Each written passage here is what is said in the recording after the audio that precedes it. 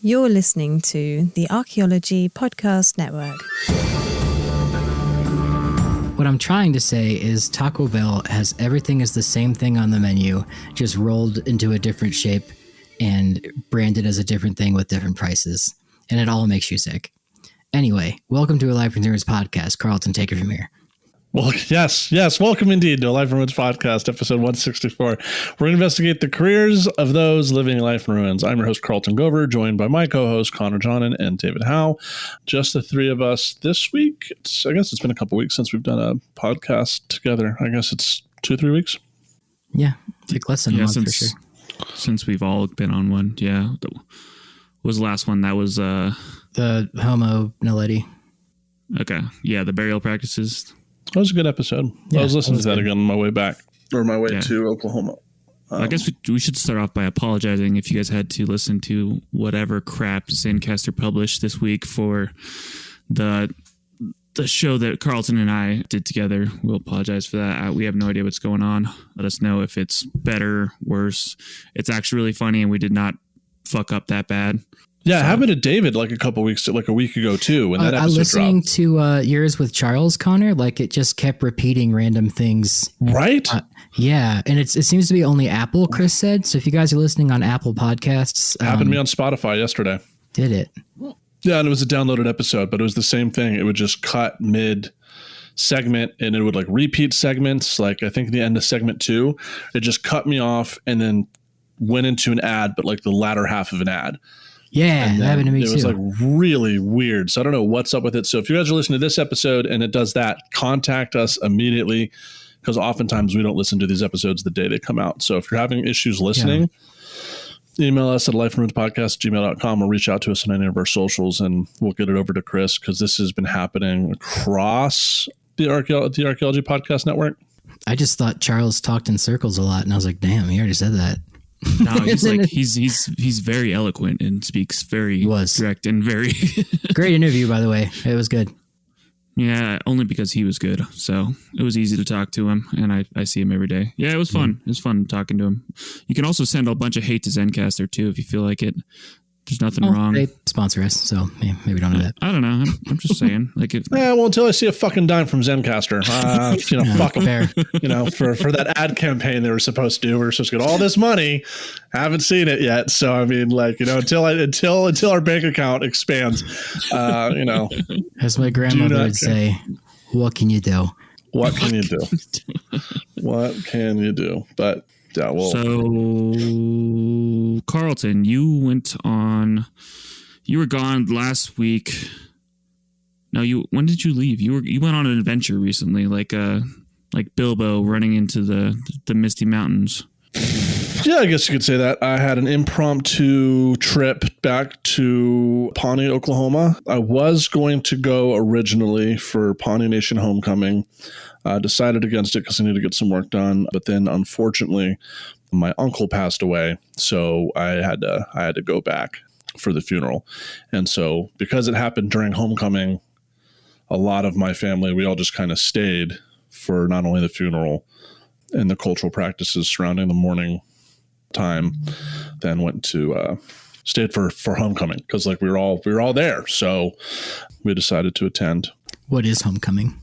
So homecoming, Pawnee Nation Homecoming powwow started in 1946 by my grandfather and a couple other veterans. And the whole purpose of homecoming was to every year around July 4th weekend, bring Pawnees from across the country for a Pawnee specific powwow where a bunch of different songs and dances would occur in events. So that's where it started, was back in 1946 when all the World War II vets got together to host it. So it's hosted by the Pawnee Nation veterans. They're the ones that are supposed to be running it, the Pawnee Veterans Organization. So it's very much like contemporary powwow stay. There's like a lot of intertribal songs and contests. No, Pawnee Nation powwow is like Pawnee, a lot of war songs, and very specific. It's all just Pawnee music and activities. So it brings people. That's cool. I think we've talked about this. I don't know if we've talked about it directly on the podcast, but the Pawnees in general have kind of at least like a warlike culture, or there is some emphasis in it. Yeah, so I mean, we're very much a warrior society. So Haduska Society is what we call it. And a lot of that happens really around, like looking at the archaeological record, the developments of our warrior society really develop like during that medieval global warming period in the 1400s, but then really takes off during American or Euro-American colonization as more tribes are putting pressure onto the plains. The Lakotas show up and others, and that's where we really see our warrior society take off. And then once we are enlisted by the United States Cavalry as scouts, that transforms that form of service completely transforms into in a whole different context. So, so like even today, veterans hold a very, and especially combat veterans, like everyone else. I know Matt listens to this and he might agree, but like if you're in a meeting and there's a combat veteran, it doesn't matter. Or if there's a veteran and you're not, you are overruled all the time.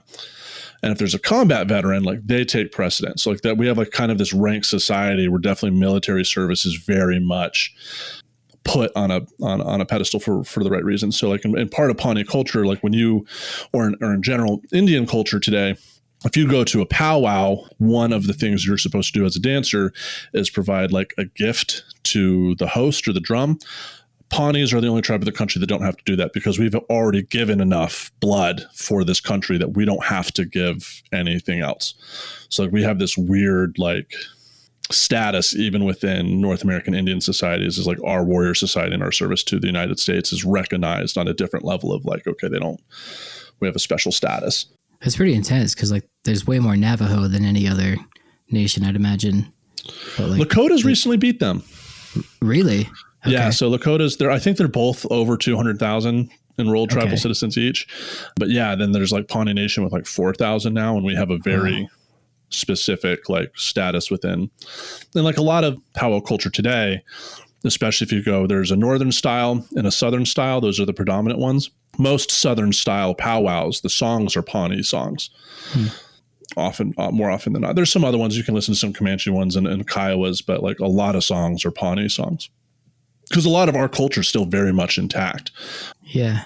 Because of a lot of our service to the United States, but also just like how deeply organized the Pawnee Nation was even after removal and keeping these songs. Because we had, it also goes in the residential school system, how like we didn't have to go so far, even though it was a boarding school, it was still within the Pawnee Reserve. And some did go to Carlisle, the really horrific one in Pennsylvania, don't get me wrong. But generally we didn't have that same cultural degradation as like the Navajos did, who were like trained out to, Ogden, or the Lakotas who were all brought out. It was very much like we were close by, and you can't just like beat Pawnee kids. Now some atrocities did occur, but like their parents are like 2 miles away, and like the tribe is all around. Like if you're gonna like systematically fuck up children, you're gonna die, right? Yeah. So we have some of those cultural protections built in. I should state for the record, I think the statistic I was referring to was Navajo's the most spoken indigenous language in the United States, the second most in North America. It's not population, I don't think. It was though, like recently it changed. So they used to have the highest population, and like everything you said is absolutely correct. Just like within this past year in Indian country, it's like there's more Lakotas now. And as a Pawnee, that sucks. But for them, good for them. Yeah. You guys get along very well, right? Very well. But they're almost Lakotas. I know it's just all teasing. We don't take those things to heart. Follow-up question would be like, I know the Navajo code talkers were like a specific thing or whatever, but with the Pawnee being so involved in World War II, was there any specific roles that they filled, or were they just any other combat veteran? Most of them are combat vets. Actually, my grandfather was a Pawnee code talker, and so was his brother. So they were awarded the Congressional Code Talker Medals in 2012. I have like a copy in my room. Thanks, I have Obama. a couple copies of those things. It's just because in part of that warrior society, back in the National Guard days, the 45th Infantry Division, the Thunderbirds, was the most racially diverse National Guard unit in the country. So they were like all Indian units. And so like a lot, like my grandfather and a lot of Pawnees, they all went to the National Guard, and they were all in like the same company. Like they were all 45th, 179th Division, Bravo Company, all infantry. And so because most of the guys are Pawnees or someone else, like they were speaking code, like they were just speaking. So there are a lot of tribes. The Navajo are very well known for their service in the Marine Corps, where the Marine Corps only used Navajo code talkers. The U.S. Army in Europe, specifically with the National Guard units, they had access to like more tribes, especially in Oklahoma. So they were using like damn near like each division, or a lot of these units had their own, using their own codes of their own languages. So you'd have like, one headquarters tent that had a bunch of different Indians in it speaking to their units on the front line. So they would be speaking Pawnee or Kiowa. So there's a lot more code talkers than people recognize. But the Navajo code is just very specific to the Marine Corps, where the Marines like we're only using this, and heavily recruited from the Navajo. I guess for the audience listening who might not know about what we're talking about, is that the United States military, and I guess the English too, used Native American languages to speak to each other across communications, so that the Japanese and the Germans couldn't like figure out the code. Yeah. Like what they couldn't figure. Yeah. Pretty cool. Like they had no idea, because they didn't have access to basically the anthropological records. Like today, I don't know, you can get away with it, but back then these are native speakers. Like my grandfather, he was raised by his grandparents who came from Nebraska, right? Like he knew Pawnee, and he also knew Plains Indian Sign Language. So those are like first generation. They grew up speaking Pawnee. So they were very fluent when those code talkers were. So yeah, we have the medals. I think my dad and uncle almost left it in a taxi in DC. There's like some story behind it. Like after the ceremony, they were in a taxi, and they each thought the other brother grabbed it, and they had to like chase the taxi down to get this fucking medal. So yeah, so we have this very much. So this homecoming is to recognize that. So we have, everyone hears of Indian princesses. We do actually have princesses, but they're very much a modern day thing. So we have, I know we have at least 2, maybe 3, but we have the Pawnee Nation princess, but we also have the Pawnee Nation veterans princess. And so that gets awarded at the powwow. And so there's duties and responsibilities with that. So like being a princess today, that's usually a high school girl, carries a lot of weight. Like they're supposed to be ambassadors for our tribe. So even at our homecoming, there were other tribes' princesses there. Like they have to attend, and there's like a section for other princesses. So it's a really interesting, like as an anthropologist, I look at that, because princesses are not an ancestral or traditional thing. That is very much a modern, like Western thing, post-Western thing that we've picked up, and they're pretty cool. Is there like a word that they would use previously to describe that and had a similar role, or is it a completely new role that's kind of adopted from kind of Western interaction with Western culture? The latter. Okay. Because it's just a latter thing. It's a very much a newer thing. And like powwows themselves are also very new amalgamations. Like I think they really started showing up really in the 1900s. Nico Holt told me it was like because of the Buffalo Bill show and stuff like that. Like, yeah, to make Americans like view, I mean, not like natives as if they're an exhibit, but like, just something that New Yorkers had never had contact with, Yeah, so a lot of roots of like indigenous led, because we also had our Wild West show was Pawnee Bill's World. So there's Buffalo Bill and there's Pawnee Bill. Those were the 2 major shows. Okay. Buffalo Bill used a lot of Lakotas, and what did Pawnee Bill use? A lot of fucking Pawnees. So those are the roots of it. And so that's why like a lot of powwow songs are Pawnee songs. So like we have a very firm root into powwow culture in that way. Cool. But it was a fun time. This was the first year, granted, because of the funeral, and my uncle that passed away, he's a Vietnam combat vet.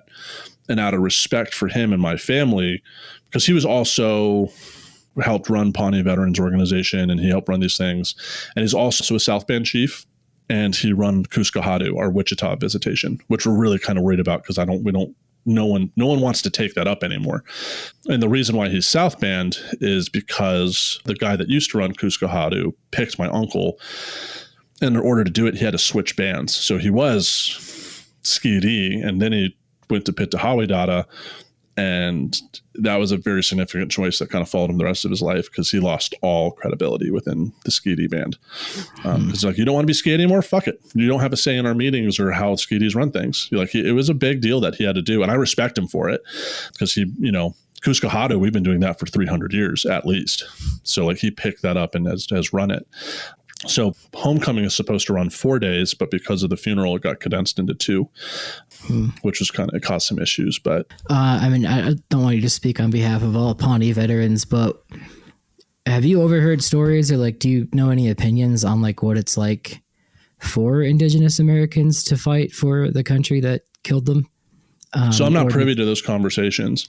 Okay. You know, it's like, that's like our warrior society. You can only be in that if you're a veteran. Sure. So like the stories that I've heard is like before the World War II guys went to war, all the Pawnee scouts that were still alive who fought the Lakotas back in the day, they got them all together and like taught them things and like told them stories, which they then utilized in Italy and North Africa and Germany.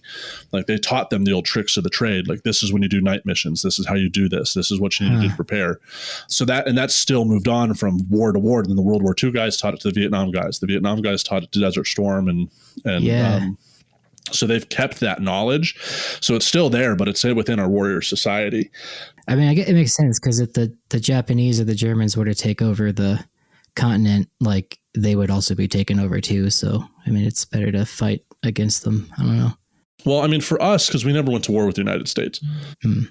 Our original 1818 treaty that was signed June 18th, my birthday, we agreed to fight with the United States in perpetuity. So even though the United States is backed out on that treaty, like the way that our nation looks at it is like, we are still upholding our end of the bargain. So like, I know some vets, that's how they cope. It's like, well, we're just upholding to what we said we would do, not necessarily these ideas of freedom or the United States or terrorism. It's like, we have an obligation as part of this treaty to fight for the United States in times of war. Gotcha.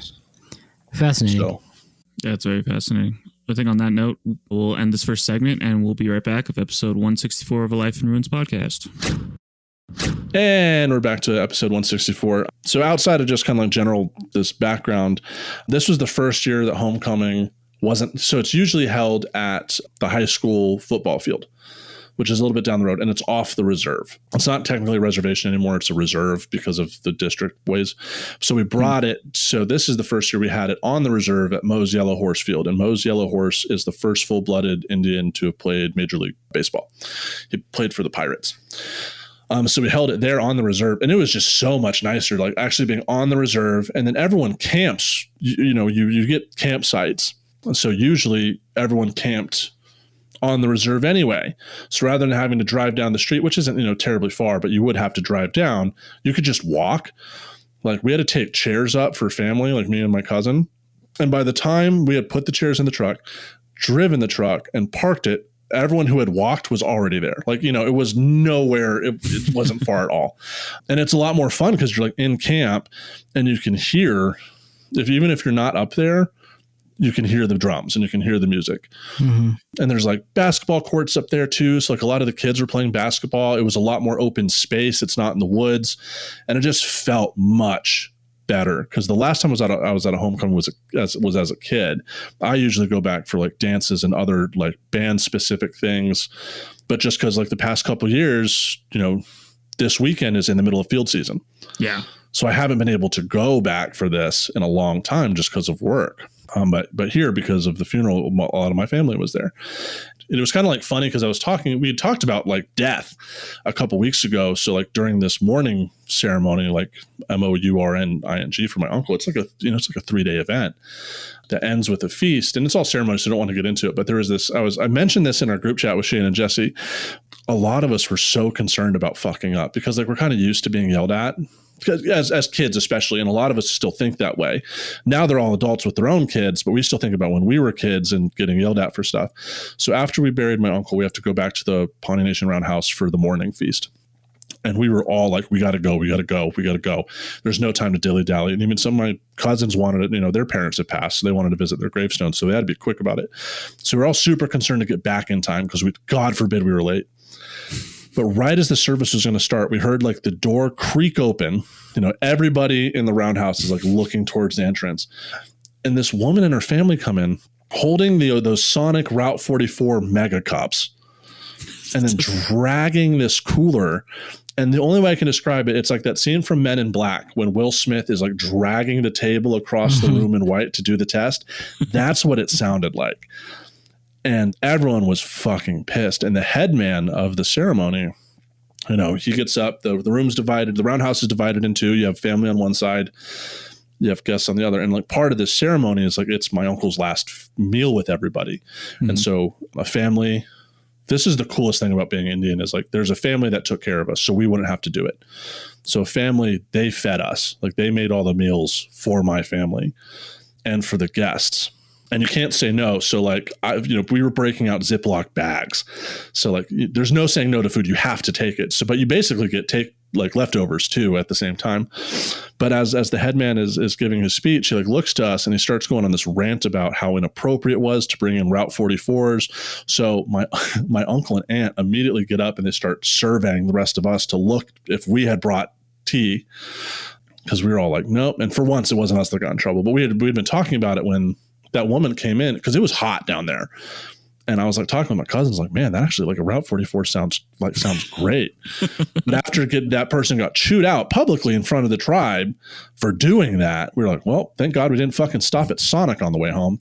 But then we just started making memes about the whole incident, like, because that how it goes. Like my family, especially, like humor is a big deal. So like after a day, we found some funny photos of my uncle and memed the shit out of him. Like, that face when you bring a Route 44 sweet tea to the morning feast and get caught, stuff like that. And then after that was done, we were technically done mourning, and we can kind of have a little bit more brevity to have quote unquote fun and just be home, because it was fun being able to see, Matt and his role. Matt is still a South Band chief who we've had on the podcast before. And at that powwow, he's up front on center stage, judging people. He's part of the whole process. It was a lot of fun, and it was just fun to be around family, have the teepee set up, and just to be fed so much food, and just to be around so many Pawnees, because there's teepees all over the place. Everyone's pretty much in regalia, and it's a really good time. And even like tribal police from other tribes, they show up to help out, so that way our tribal police can participate. So it's this really cool like coming together of like Indians across Oklahoma to participate and be there for one another. And like our homecoming is like noted as one of the top things to do in Oklahoma for July 4th weekend. And it's free and public to anybody. Yeah, people can come all the time. Like, you don't have to jump in. There's a lot of folks from other tribes that come. And even some people, because they come from mixed Indian families, when they dance, like they're wearing, you can tell real quickly who's not Pawnee based on their regalia. But we do have like Northern style and stuff like that. But it's just like a fun time just to be Pawnee for a weekend and be around everyone. It's just a good time. And like camp hop was always fun. Fucking Matt set up his teepee. It was funny because you can tell why he did it. Like he set up his teepee right in the shaded part of a tree, but next to the tree was this huge lamppost. And like the first time I saw it, the lamppost just empties completely into his teepee flap. And I was making fun of him for it. He's like, he hardly got any sleep because the whole thing was just lit from the inside. But like even the campsites, they have water and power. So like there was the camp next door, they had 2 rotating fans in the center of a circle so they could all get blasted with AC. It was just a funny time. And it's like fun being able to go in those places. And I was like asking family, I was like, you guys ever brought friends or like dates to homecoming? And like most of them were like, no, usually you have to be married. I'm like, is it against protocol? They're like, no, it's just like, I don't want my family to fucking like tease the fuck out of anyone I bring. You know what I mean? Like they wouldn't be my friends or girlfriend again if after they like a weekend with the family, because everyone's just hyped up, Yeah. And did you ask about fellow podcasts co-hosts? Is that my uncle was asking about you two, and Matt was too. He's like, are David and Connor here? And I'm like, no, I let them sit out. Like I needed to be back first and then scope out the land, and then next year, because I imagine, because I kept thinking like, it'd be cool. Like I really wish I'd brought my stone tool kit, because that would have been a perfect time, especially just sitting with everybody, because we're all just visiting, like to sit down and make stone tools. That would have probably gone a huge way to do that. And people were just asking, what catching up. And now like a bunch of more of my family are starting to get PhDs. So we got into like a weird academic space at one point, talking about like indigenous ontologies and teaching. It was just like, dude, I don't want to talk about this right now. Like I don't want to talk about academia at this. You want to take a step back, especially with all your last couple of years, which has been turbulent at best. Yeah. But it was good. There's only a couple tribes, and I think about it, like there's a Potawatomi one And you have to be Potawatomi. Like they check, like you have to have a CIB, or you have to show proof that you're related to someone with a CIB to get in. Like they do the fraternity, who do you know here CIB thing. Certificate of Indian Blood, the Indian card. Okay. Like you have to show enrollment or descendancy to be able to get in. But generally those things are just open to the public. But the dances are really fun. I mean, it's not just traditional stuff. Like there's the 2-step where all the guys are out there and then women basically choose their dance partner. Did you get picked? I did, and I felt so bad because like what had happened was there's what had happened. Like there's a friend of mine from the museum board. She's on it. We were just chatting, but I was over by her family's section, and I just kind of like, she's like, "Was everything okay with your family?" And I looked over, and everybody had their eyes on me, and I started getting texts like, "Who are you talking to?" I was like, "Oh fuck!" And then I just started seeing making jokes, and then immediately it's like the 2-step came on. She's like, "Oh, the 2-step's on." I was like, "And I'm gonna go get a lemonade," and just fucking booked it and just like got out of there. And then when I was getting a lemonade, I met some folks from Colorado that I used to work with, and we were all just kind of chatting. And I felt so bad. I was like texting her. I was like, "I'm so sorry." Like I went to the blah blah blah blah blah blah, and then went back. And for the rest of the fucking weekend, that's all I heard was just like, "Who's your friend? Like, where's your friend at? Like, why were you late? Were you visiting your friend?" I'm like, "Calm the fuck down." That's such a family thing to do every time, especially when you're single. It's like, "Who's that girl? Who were you talking to?" It's like, I was talking to a female. That happened. but you know, that happens, but then like that's how a couple of my cousins met their first wife, or that's who's their mom type of shit. You know what I mean? So like it's coming. But after the powwow, and this is something I learned completely new this year, everyone kept talking about the 49. Like, can you go to is there a 49 this year? Like, who's going to go to the 49? I was like, what the fuck is a 49? They're like, oh, you don't know, do you? And I was like, what is it? So 49 is in reference to these 49 Apaches or something. There was like 300 of them that went on the war trail, and only 49 came back. And they came back, they sang these like war songs and like love and stuff like that. But nowadays, a 49 is what all the deviants do after a powwow. They pick a place and they bring a drum and they sing like love songs, and everyone gets drunk and drinks and usually gets busted up by the police later that night, which is a whole part of powwow culture I'd never heard of. Like, because I was too little when I was a kid to know what a 49 was, but everyone kept talking about it. I kept hearing like 49 stories of different years and places that it was held. And like usually the fights that happened there, or the girls that got caught, the people got cheating, or cool stuff. But it was like really weird, like, because I was thinking as an anthropologist, it was like, this is based on a historical event in which these songs were sung to commemorate these 49 out of 300 coming back, and now we've turned it into something wildly different to what it used to be, where it's like you can go out afterwards and drink and smoke and you sing like those ridiculous, like the modern day powwow songs where they're like have the love stories and stuff in them that are in English, not in Indian. But this year they didn't have any. They had a sober one at the grounds, which were like, okay, a sober 49, fuck it. So we all just went back to camp, and we were like, well, we'll just pregame the sober 49. and by the time we got up there, like 10 minutes later, it was already over. We were like, what the fuck? So it was just like, huh. That sounds like a sober gathering. Yeah, and well, no one really showed up. It's like, yeah, because we all went to pregame the sober 49. Like, you had it immediately after the powwow. We all had to go and take a couple shots to come back to this. You guys just didn't wait long enough. But it was cool. Yeah, no, I'd like to have you guys come out maybe next year or the year after, because it's just like a fun 4 days and a lot of food. It's a lot of fun. A lot of stories are told, and that's where like a lot of people start talking about some of the older stuff that had happened, or especially like younger kids are then asking their grandparents or great grandparents history and family facts. And that's where a lot of that transfer of knowledge is occurring, is at these camps, because these camps aren't like single family units of mom, dad, their kids. Like a camp is the entire extended family. Like my camp was my great uncle and my great aunt's kids, their kids. And like, so there's all of us are in one spot. Like everyone with the last name Gover, or used to have the last name Gover, is in one place at this campground. That's all wild. Catching up. Yeah. And that's how all the other families are, you know? So you go to these camps and there's like several dozen people that know each other. So it's an aggregation.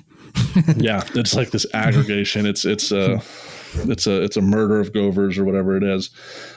And yeah, they're a fun time. And it's part of, like, especially in Oklahoma culture, there's the powwow summers where you could go as like a professional. If you wanted to live as a powwow dancer, you could do it all summer in Oklahoma, because every weekend there's a powwow somewhere, you know, and you could just go dance at all these different powwows and make it. And like a lot of high school kids do it. I've always wanted to see an Apache crown dance. Those look super cool.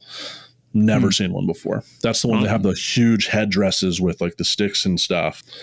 Because like Oklahoma is that weird place where like tribes from the East Coast to the West Coast, like there's some like California tribes that ended up in Oklahoma. So you get basically, if you wanted a charcuterie board of powwow culture, go to Oklahoma, because you could see all these different. That's the name of the episode. The charcuterie board of powwow culture. And then, there's a lot of non-Indians there too. Like there are hobbyists is what they're called. Hobbyists will show up. Powwow hobbyists? Is that powwow hobbyists? It's a thing where people do it as a hobby, and they usually have the best stuff. The Germans are huge powwow hobbyists. They have like a really weird fetish with Native Americans. That's wild. They go super hard. But like I didn't sing it. I was like looking around. There's a lot of jewelers and silversmiths. No one was flint napping. And like we had been talking, especially with David recently, about flint napping. There wasn't a single. I didn't see anyone working stone. Check my last video on my YouTube. Yeah, that's interesting, dude. Because that's something I noticed. Just not a single indigenous. Someone was like, "My daddy's Choctaw." And I was like, I doubt it. I'm saying you bring in the ethnocynology bus and let's pull out some stones and just start working. Yeah, man. I just love to hear about dogs and stuff from those people too, if they wouldn't mind. But I do like I pointed out in that video though, I do feel weird going to a very indigenous event and just being like, hey, remember this thing you used to do that was your way of life? Watch this white dude do it, but I'm Jewish. And then yeah, you get away with it more than I do. I'm part of it, right? No, wouldn't go over well. Yeah, but you're not like because I've seen it. I'm not an asshole. No, you're not. No, I've seen. You're not the person that's like, I'm saving your culture. You're just participating. Like David's not that kind of guy that shows up. Like if it wasn't for me, you'd have lost this knowledge. It's like fuck you, dude. David's not that guy. No, but everyone's kind of asking about that kind of stuff, especially recently. That Pawnee history back in the day and how things were set up, and people were asking about stone tools, and they're like, so what kind of arrowhead did we use? Was it different? I'm like, no, well, it's a thing called plain side notch, and you find it from Alberta down to Texas. It's kind of like the ubiquitous, this is the mastery of arrowhead technology right here. This is what we all used. Yeah, you can get that in the West too. Yeah. In the desert tri-notch, the only other thing is they add a little thing in the bottom, but yeah, that stuff exists basically across the whole US at that time. Just imagine like a Steve Jobs Pawnee, and he's like, all right, so you had this one. We added another notch. Now the software in this one is outdated, and you're going to have to buy the tri-notch. He's wearing that turtleneck too and everything. A turtle, just a buckskin turtleneck. The buckskin turtleneck. Please, I'll probably die of heat exhaustion, but I still want one. Yeah, it was a whole. It was just fun to be around because, like, usually the past couple of years at powwows, they're intertribals or I'm up in Shoshone land, but it was cool just to see all the Pawnee swag and what everyone's doing. And you guys have seen that. I showed you that picture where I got that new ribbon shirt and the sleeves are dangling off the edge. I showed that to my sisters and they fucking lost it. I was like, "Where's your ribbon shirt?" I'm like, "So funny thing." And like showed them the photo and they're like, "Holy shit, what the fuck happened?" And I was just like, they didn't understand the measurements. Yeah. So they're like, give it to us and we'll fix it for you. I was like, thank you. They're supposed to be a blouse. They're based off of a French blouse. That's why they're longer in certain parts. Huh. I did not know that. One time this is irrelevant, but I had to order a suit for a friend's wedding, like rent one, and the shirt measurements were so far off that the shirt came down to like past my knees, and the company was like, "Can you send a photo and let us know what's wrong with it?" And I just held my like hands out, and it was like down to my feet, and I said, "Yes, you sent me a shirt from the Nation of Islam." It's like Gimli with the chainmail. It's a little shine around the literally. It's just like, how do you fuck the measurement up that bad? Was this my wedding? Possibly, or it was Sam's. I can't remember. I think it was your wedding. Yeah, because all the shirt projects. Yeah, yours was also messed up, and Michael blew through his pants. And on that note, we are going to end this segment, and we will be right back with episode 164 of our Life in Ruins podcast. Welcome back to episode 164, Nintendo 64 of our Life in Ruins podcast. I'm your host, David Howe, joined by my co-hosts, Connor Johnen and Carlton Gover. Carlton, that was a fascinating talk. I appreciate it. The carton of milk. Thank you for that. Missing child. But yeah, Connor and I wanted to talk about Warren, a mammoth site in Wyoming. And the goal of this site was to find out if it was killed by humans or not. And that is very likely a no. It died 100 years before Clovis arrives in Wyoming. So it was like a pretty like interesting, like possible, but it just was an elephant that died. I don't know. How do you want to go about this? It's paleontological, not archaeological. Yeah. So and the story of this comes from the landowner at the time was digging a well, or a water line or something, ends up popping through something. I think he sees the tusks, or he sees some part of the guy doing the excavator, Gerardo. He found like the femoral head, and he was like, "Oh shit, a dinosaur bone." Yeah. Yeah, and then they proceeded to contact the University of Wyoming and bring us out there because we are interested in mammoths, or people in our department are very interested in mammoths and all that kind of stuff. So that kind of set off a series of events that brought us to there. Yeah, and the reason Spencer got called the state archaeologist and Todd was because the guy originally called the paleontology department, and because it was a mammoth found like at that level in Wyoming, pretty close to like other mammoth sites. They were like, I don't know if they carbon dated it first there or not with the paleontology. Regardless, they were like, you need to contact the SHPO, or like the state ALZA, Office of the Wyoming State Archaeologist, because it's probably archaeological if it's that young, which is why it was excavated archaeologically, because paleontologists just kind of dig around the bone, not looking for tiny microdebitage of stone tools around it. So yeah, and I think that their preservation is the same. So like ultimately they find almost all the elements of it. They're missing a tusk.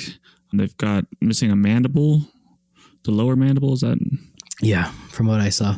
Yeah, the jaw, but they have lots of elements. And I think paleontologists would do the same thing we do, which is we cast it, save it, and go deal with it in the future. Yeah. But the surrounding methods are significantly different. Like you wouldn't dig 1 by 1 meter units with a shovel or anything if you were doing it paleontologically. Yeah, they would just carve right in, kind of. Just blow through it.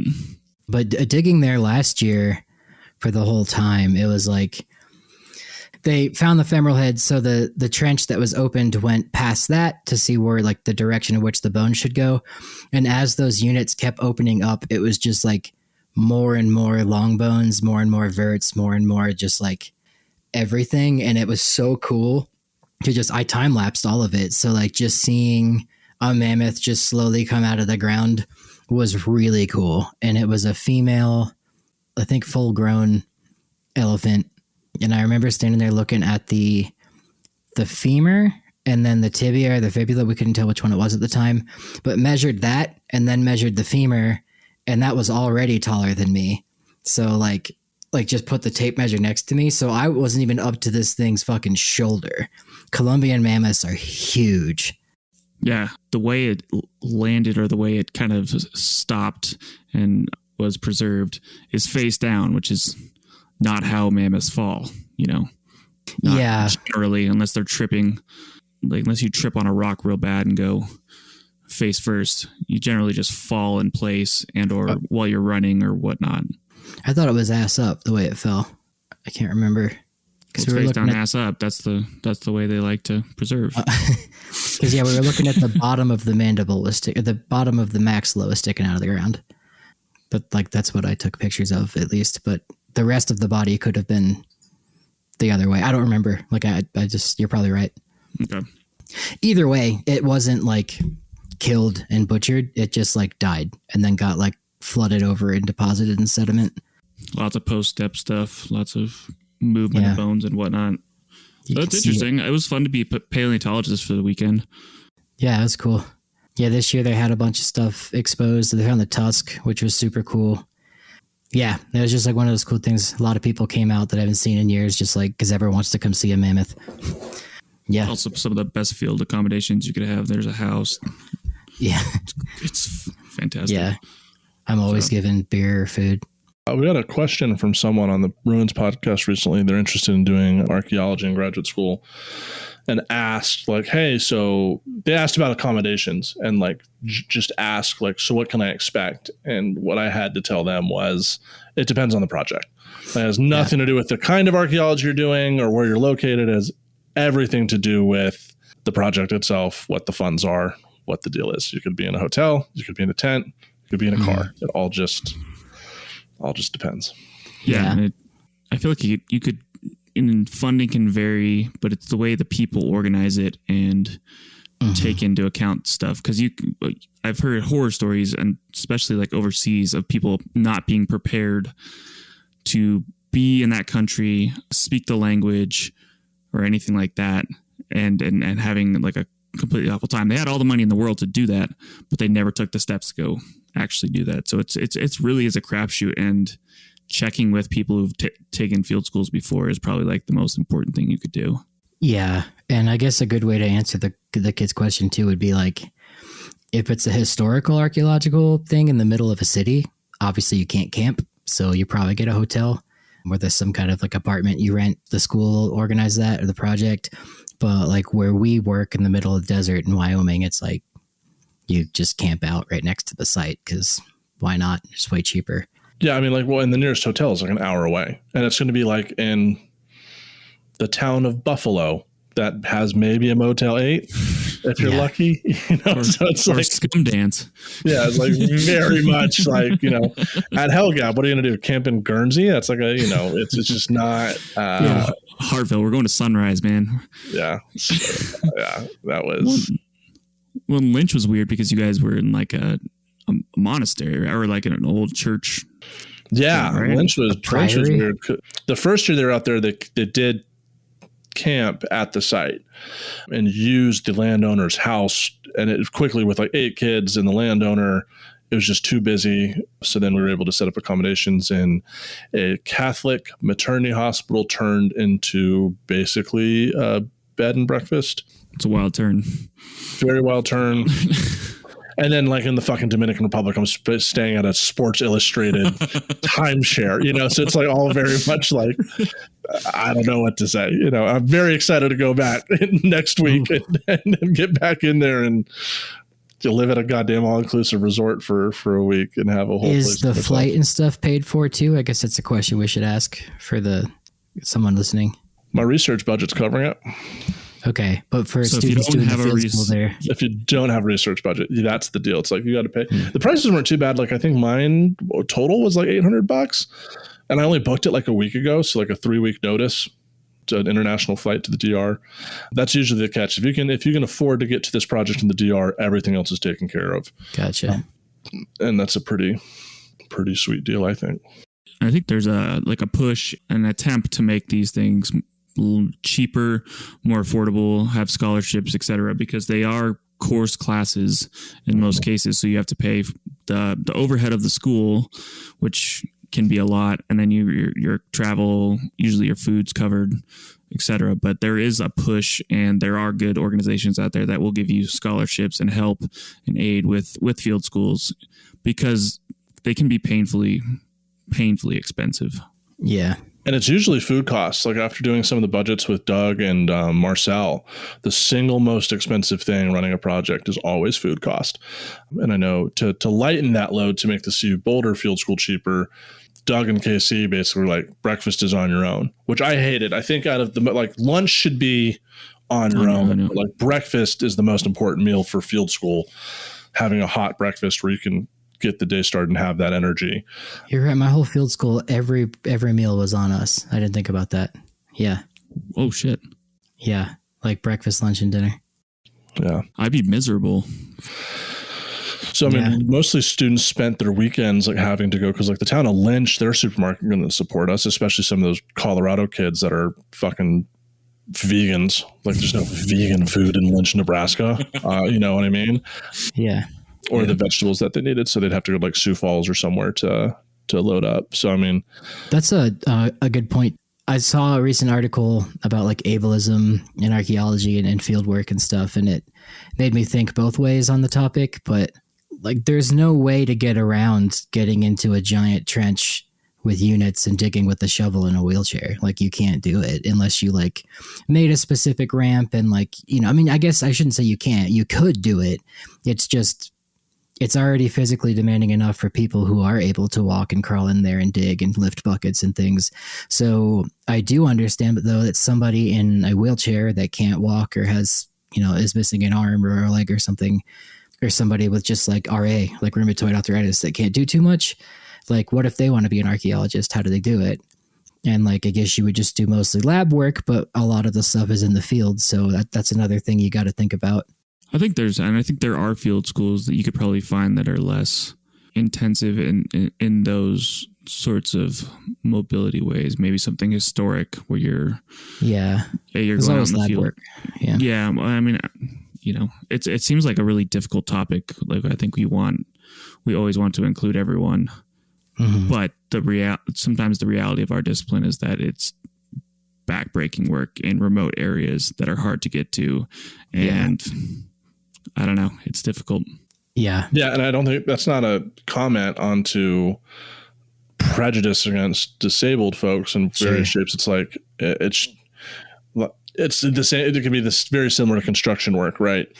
Yeah. It's like, if you can't physically get there or be able to move or do these things, it's like what you can't. But yeah, I know. I know there's a very big more push, like Mississippi State is doing a curatorial field school. So there's definitely a lot more pushes for folks who want to be engaged actively in archaeological collections and parts of the archaeological excavation process to get that training to be able to do the hands-on research, which I'm a huge proponent of. And I do know it sometimes gets tricky with, even one of the things that we faced a lot is single parent households not being able to do field schools because, like, what are their kids doing? Yeah. Like, you cannot bring your kid most days to, like, it's probably against university policy, let alone like the dangers of bringing someone out to lynch when it's 100 degrees and miserable. Or if you're doing school just as someone who runs a family and has to work, like, you can't just leave for 6 weeks for a field school. Yeah. 4 weeks. Yeah. Or even when it comes to diet stuff, like, don't care if you're vegan or vegetarian, but it's like, you better be taking omega-3 pills. Like, if you're not taking your supplements, you will not have a fun time out here. And honestly, I love those kids because especially on hot days, they're like coal mines in the Canaries. If the vegans start going down, I know I need to get everyone else drinking water. They're the first ones to go. And it's like, all right, so now everyone stop what you're doing. Vegans go in the shade, drink water, take your omega-3 pills. Everyone else start chugging.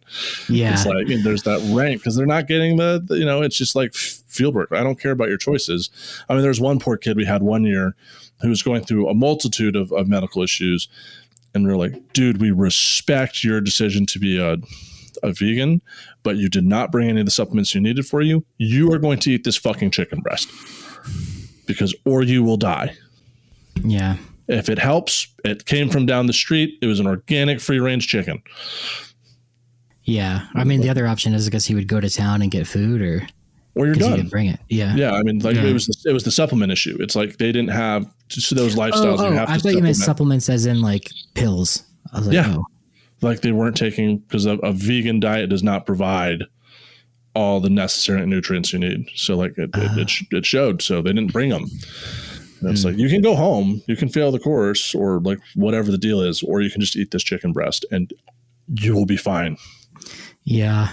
That also reminds me too, when I was doing, I guess I did 2 field schools. Like I did Topper. It was just like a month out there. And then the next month I did my actual like paid for field school.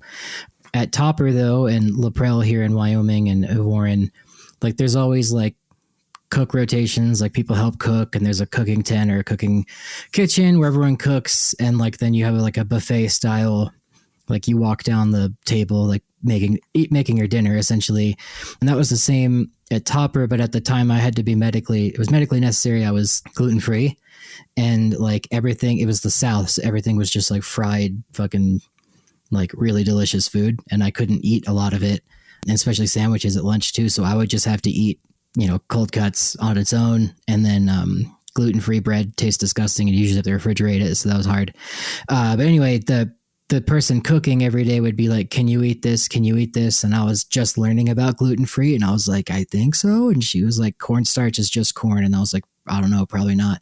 So she had to make like a specific thing for me and my friend Kelsey, who was also gluten-free. And like behind our back, she would call us the celiac twins because like she just hated having to cook a separate meal. So just be aware of that, like, and especially the one where I had to bring my own food every time. Like I had a cooler with ice in it, and I just prayed that the ice wasn't melted. I think you can solve that, at least initially, with the communication with your professors or being upfront about these things.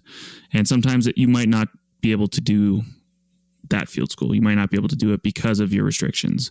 And that's just life. That's just the way things are. But you have to upfront tell people these things. Otherwise, they're not going to be able to prep to ultimately, because they have to keep you safe for the next like month or so, and it's rough environments. It's hot. You're going to be miserable. They need to know these things.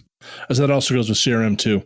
I mean, like when I was doing the Mountain Valley Pipeline project, I always had breakfast, and you have to bring your lunch, bolt around. Like there was sometimes, like there was one part of the project that was like an hour out that we did stop at a gas station, and everyone knows gas stations in the South all have kitchens.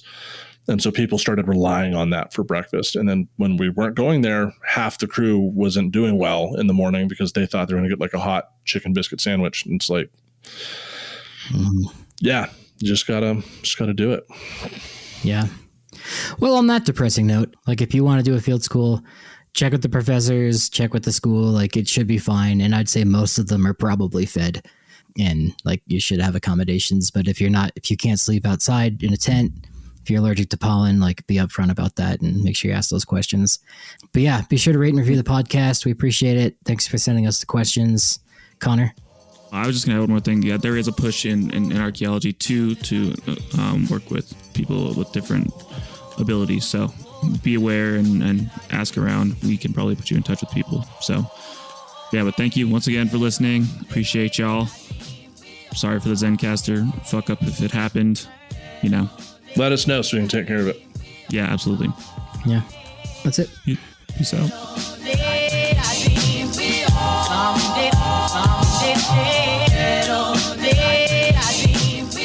Thanks for listening to A Life in Ruins podcast. You can follow us on Instagram and Facebook at A Life in Ruins Podcast, and you can also email us at alifeinruinspodcast@gmail.com. And remember, make sure to bring your archaeologists in from the cold and feed them beer. And if you made it this far, you know what time it is. It is time for Connor's witty joke. I'm gonna come.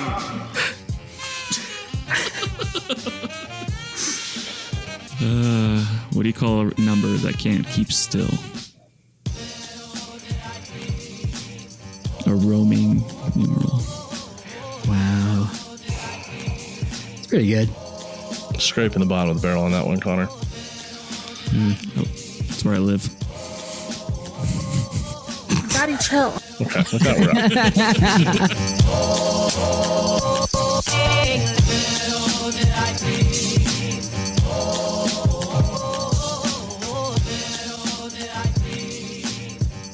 This episode was produced by Chris Webster from his RV traveling the United States, Tristan Boyle in Scotland, DigTech LLC, Cultural Media, and the Archaeology Podcast Network, and was edited by Chris Webster. This has been a presentation of the Archaeology Podcast Network. Visit us on the web for show notes and other podcasts at www.archpodnet.com. Contact us at chris@archaeologypodcastnetwork.com.